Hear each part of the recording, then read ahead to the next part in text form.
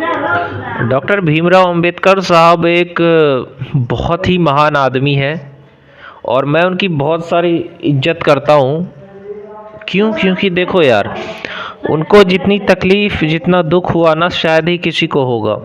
मेरे कहने का मतलब ये है, एक ऐसा धर्म जो आपको जाति पाति में बांट रहा है, कह रहा है तू डोम है, तू चमार है, तू दुसाध है, तू मुसहर है, मतलब तुम्हारे हाथ का पानी तक नहीं पी सकते हैं, ऐसा नफरत फैलाने वाले धर्म को कैसे कोई मानेगा? अब खुद सोचो, क्या ईश्वर ने सबको अलग अलग बनाया है क्या? किसी को 4 हाथ दिए कि किसी को 2 हाथ दिए, किसी को 5 हाथ दिए, ऐसा कुछ हुआ है क्या? नहीं ना। तो फिर जो भी इंसान जाति में बांटता है किसी को, तो सबसे बड़ा धूर्त वो इंसान है जो किसी को जाति में बांटता है। मेरा खून भी लाल रंग का है, किसी दलित का खून भी लाल रंग का है, किसी मुसलमान का खून भी लाल रंग का है, तो फिर ये कैसा भेदभाव कि तुम मंदिर, पहले के ज़माने में मंदिर में घुसने तक नहीं दिया जाता था, शूद्र कहते थे लोग। कितनी शर्म की बात आती है। ऐसे भारत कैसे आगे बढ़ेगा? अभी भी कुछ इस तरह की सोच वाले लोग इस भारत देश में हैं जो दलित को छोटी जाति समझते हैं, नीच समझते हैं, घटिया मानसिकता वाले लोग हैं। इनके दिमाग में गोबर और गौमूत्र भरा हुआ है जो ऐसे सोच रखते हैं। क्यों इतनी नफरत? अंबेडकर साहब ने संविधान लिखा, दलितों पे तो जुर्म करना बंद कर दिया, कम कर दिया, लेकिन मुसलमान पे जुर्म करने लगे क्योंकि उनको संविधान में नहीं मिला इसीलिए अधिकार। देखिए, हिंदू समाज में ब्राह्मण जाति सबसे घटिया जाति है। अब कोई लोग पूछेगा ऐसा आप अपने जाति के बारे में क्यों ऐसा कहते हैं? क्योंकि मैं खुद को ब्राह्मण नहीं मानता, मैं खुद को भारतीय मानता हूँ। ऐसा ब्राह्मण, ऐसी जाति, लोग कहते हैं ब्राह्मण जाति सबसे बड़ी जाति है, मैं मानता हूँ, लेकिन जो जाति एक दूसरे को बांटे, ऐसी जाति को कैसे मानूं मैं? मेरी मानसिकता ऐसी नहीं है कि मैं किसी को जाति में बांटूं। मेरी मानसिकता वो है कि सबको बराबर अधिकार मिलना चाहिए, सबको अधिकार मिलना चाहिए हर चीज़ का।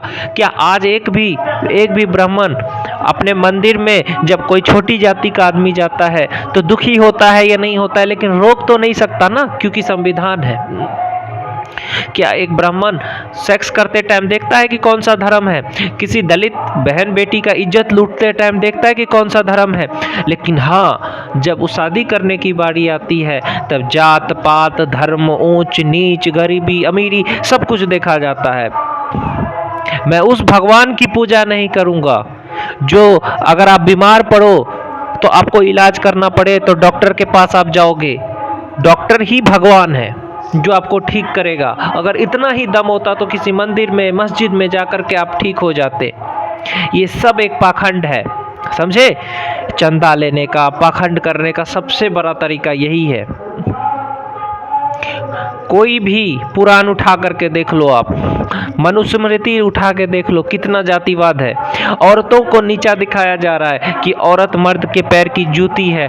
ऐसा दिखाने वाला धर्म, चाहे वो मुस्लिम धर्म हो चाहे हिंदू धर्म हो। आप कुरान में देखो औरतों की कितनी ज़्यादा गुलामी करने की चीज़ें लिखी हुई है। औरतों को काले कपड़े में लपेट दिया गया है मुस्लिम धर्म में।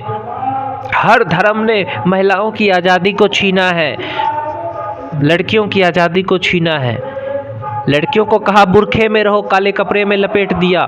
हिंदू धर्म में लड़कियों को घूंघट में लपेट दिया। ये कैसा धर्म है? एक ही इंसान आया था, डॉक्टर भीमराव अंबेडकर, जो महिलाओं को, लड़कियों को स्वतंत्रता पूर्वक जीने का अधिकार दिया। अधिकार है, सबको पढ़ने का अधिकार दिया। किसने? संविधान ने। मैं मानता हूँ अगर मेरे को किसी दो इंसान को चुनने बोलेगा ना कि आपको 2 इंसान का नाम लीजिए जिसमें आपकी आस्था है, तो मेरी आस्था डॉक्टर BR अम्बेडकर में और दूसरा गौतम बुद्ध में। क्योंकि इन्होंने कभी नहीं कहा कि मैं कोई चमत्कार करूँगा, और चमत्कार करके ठीक करने का वादा कभी नहीं किया। इन्होंने बस इतना कहा कि मैं कर सकता हूँ, मतलब मैं कुछ नहीं कर सकता हूँ, मैं बस तुम्हें समझा सकता हूँ। किसने कहा? बुद्ध ने कहा। अंबेडकर जी ने कभी नहीं किसी चमत्कार पे भरोसा रखा। मनुवादी सोच क्या कहता है कि दूसरे जाति को बांटो, और इस्लाम क्या कह रहा है कि जो मुसलमान है वही है, नहीं तो बाकी लोग काफिर है। ऐसा धर्म जो इंसान को काफिर कहे, काफिर मतलब क्या? जो मुसलमान नहीं है, जो किसी जानवर की हत्या करे, वो धर्म नहीं हो सकता है। जो इंसान को जाति में बांटे, वो धर्म नहीं हो सकता है। नरेंद्र मोदी जी जब जाते हैं बाहर, क्या कहते हैं? युद्ध में नहीं, बुद्ध में है भरोसा। प्रभु श्री राम, प्रभु श्री कृष्ण, इसकी आदर करता हूँ मैं। और मैं कहता हूँ हम हर आस्था का आदर करते हैं। हम किसी की देवी देवता या किसी के विश्वास का मजाक नहीं उड़ाते। लेकिन मेरा कहने का मतलब है, वही मंदिर में किसी दलित को भी जाने मिले, वही मंदिर में दलित को भी पूजा करने का अधिकार मिले, वही मंदिर में दो भावना से नहीं देखा जाए, तो मैं उस ईश्वर को मानने को तैयार हूँ। जो लोग आरक्षण करते हैं ना, कि दलितों को आरक्षण मिला, कभी उनकी जाति, उनकी ज़िंदगी जी करके देखो, पता चल जाएगा तुम्हें। कभी घर से बाहर निकलो, उनकी माँ बर्तन मांजती है, खेत जाती है, तुम्हारी माँ एसी में सोती है, उसकी बहन पानी भरती है, घर का काम करती है, तुम्हारी बहन क्या करती है ये देखो। उसका बाप कहीं चपरासी का नौकरी करता है, उसका दुख तुम झेल पाओगे?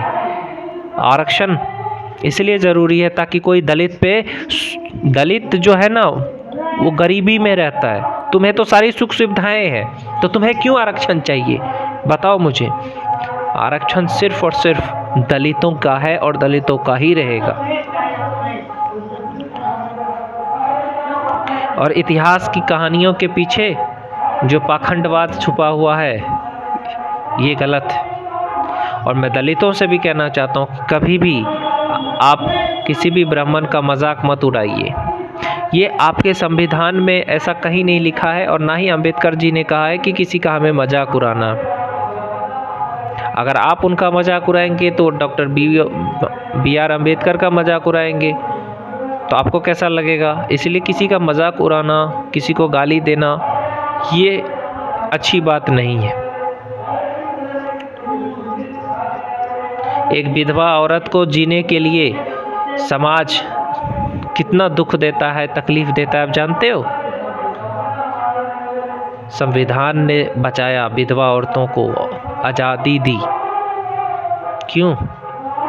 एक विधवा औरत हो गई, उसका पति मर गया, 2 साल हो गया, क्या वो शादी नहीं कर सकती? संविधान आज़ादी देता है उसे शादी करने की। एक औरत है, उस पर जुल्म होता है तो उस पर पुलिस कानून आता है, ये आज़ादी देता है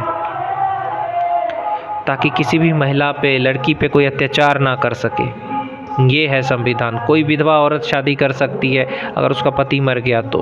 कोई लड़की है, उसका पति छोड़ दिया तो भी वो शादी कर सकती है। ये अधिकार संविधान देता है, कानून देता है। जय भीम, नमो बुद्धाय।